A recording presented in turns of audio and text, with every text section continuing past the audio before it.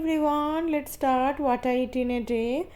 সকালে শুরুতেই ছিল ওভারনাইট সোকড আমন্ডস অ্যান্ড জিরা মেথি ওয়াটার। দেন মিড মর্নিংয়ে আজকে প্রি ওয়ার্কআউটটা একটা রামদানা লাড্ডু খেয়েছিলাম। দেন চলে এসেছি আমরা ওয়ার্কআউট সেশনে এবং আমাদের সঙ্গে কিয়ানো আমাদেরকে জয়েন করেছে। সো আমরা তিনজনে মিলে একটু ওয়ার্কআউট করে নিলাম। লাঞ্চে আজকে ছিল লাউ দিয়ে আর উচ্ছে দিয়ে পেঁপে দিয়ে একটা শুক্তো মতো পনিরের তরকারি আর দই। ভাতটা আমি খাইনি, অ্যাকচুয়ালি সবজিগুলোই খেয়েছি আর স্যালাড তো ছিলই। সন্ধেবেলায় ছিল চা আর আলুর একটা পকোড়া মতো বানিয়েছিলাম, এয়ার ফ্রায়েড পকোড়া। এটা তেলে ভাজিনি, আমি এয়ার ফ্রায়ারে করেছি।